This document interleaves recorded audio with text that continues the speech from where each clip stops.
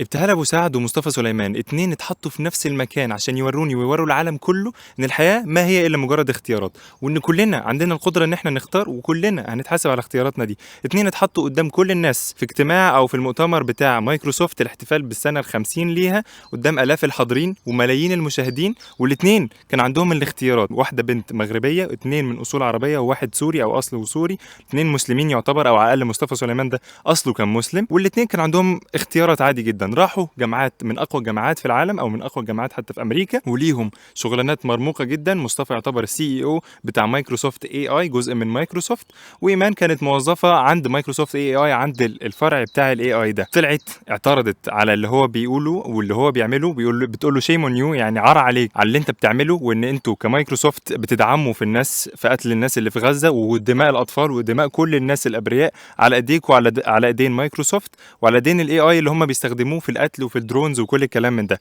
مصطفى اصله مسلم، اصله عربي زي ابتهال بالظبط، ولكن هو ما استخدمش الفرصه زي ما هي استخدمتها في ان هي تبقى في صف الحق. هو طلع قدام كل الناس دي بيتكلم عادي جدا وبيحتفل مع الناس: يا جماعه احنا تمينا ال 50 سنه لمايكروسوفت. الموضوع والمقارنه دي اجبرتني ان انا احط نفسي مكان الاثنين. مكان ابتهال اولا ان هي مسلمه محجبه وفي امريكا وفي بلد غربي وتفكير غربي وكل الحاجات دي، ان هي تروح جامعه قويه جدا، تتخرج من جامعه قويه جدا، ويجي لها منصب في مايكروسوفت حرفيا يعني رول موديل للبنات ورول موديل عموما، ان انت تروح تقول والله انا عايز اشتغل في شركه من اكبر الشركات من اقوى الشركات وعندي شهاده مرموقه وشغلانه مرموقه وكل الكلام ده، واقوم رامي كل ده وخبطه بعرض الحائط، واقوم سايب معرفش، بعرض نفسي، بعرض اهلي، بعرض صحابي، بعرض قرايبي، لو كان عندي اولاد او عندي زوج بعرضهم للخطر في سبيل بس ان انا اقول كلمه حق لمده 10 ثواني. والموضوع ده بيبقى بترند في كل حته، الموضوع ده كل الناس بتتفرج عليه في كل دول العالم بس عشان هي وقفت في صف الحق، والتاني واقف قدامها على الستيج بيتكلم عادي جدا ومبسوط، واحنا حققنا واحنا عملنا وال50 سنه الخ الخ، وعنده نفس الفرصه بالظبط، وعنده نفس القدره على ان هو يختار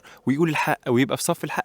هو بالظبط. ده رقم واحد. رقم اتنين، الحديث بتاع الرسول عليه الصلاه والسلام اللي هو: من راى منكم منكرا فليغيره بيده، فان لم يستطع فبلسانه، فان لم يستطع فبقلبه، وذلك اضعف الايمان. اللي هي عملته ان هي رأت منكر وحاولت انها تغيره بلسانها لان هي ما عرفتش تغيرها بايديها، وده كان المرحله قبل الاخيره من اضعف الايمان.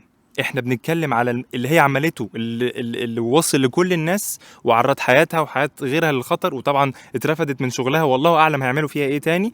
ده كان المرحلة قبل الاخيرة من اضعف الايمان. طب انا وانت والناس اللي بتتفرج عليا والناس اللي في العالم دول كلهم، العالم الاسلامي والعالم العربي كل ده، احنا فين من الايمان لو ده اضعف الايمان او المرحله اللي قبل الاخيره من اضعف الايمان اللي هي عملته محدش فينا يقدر يعمله؟ انا شخصيا ما اقدرش اعمله. انا مش متخيل نفسي مكانها.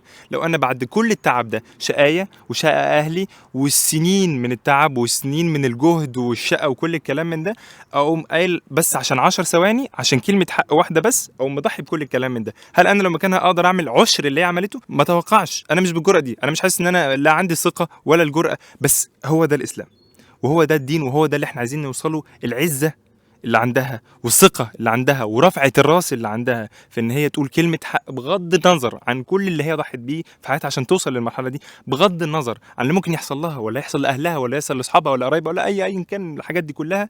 بغض النظر عن كل ده، بس هقول كلمة حق عشان ده اللي أنا بعمله، عشان ده اللي أنا هقابل بيه ربنا، أو بحضر حاجة أنا هقابل بيها ربنا. أقول يا رب انا عملت الموقف ده فقط لوجهك الكريم عشان انا عارف وبعد ليوم هقابلك فيه. الحاجه الثالثه اللي عايز اقولها ان هو طب انا بعد ما شفت الموقف ده ممكن اعمل ايه؟ اول حاجه انا عايزك وعايز نفسي وبكلم كل الناس تجتهد، لان احنا لو حاولنا ان احنا نبعد عن مايكروسوفت وجوجل والنت وكل الحاجات اللي هم عملوها مش هنعرف ليه؟ لان هم خلاص هم قدموا لنا برودكت، واحنا ما نقدرش نعمل حاجه غير ان احنا نستهلك.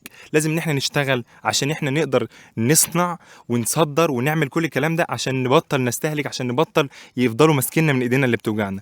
تاني حاجه لازم تتكلم. في ناس كتير قوي بيبقى عنده 5000 متابع، 10000 متابع، اي حاجه، رقم قليل جدا، بيبقى خايف عليهم قوي اللي هو طب انا لو قلت كلمه حق ممكن شويه ناس تمشي، ممكن شويه ناس تتضايق من اللي انا بقوله، فتبقى خايف قوي على كام الف واحد.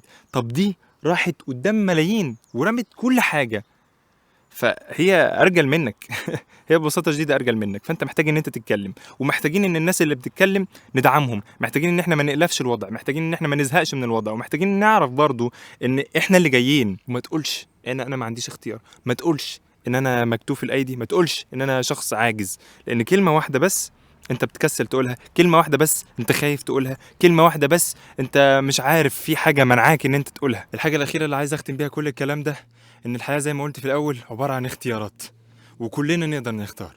فانت يا اما هتكون ابتهال يا اما هتكون مصطفى. شكرا، سلام عليكم.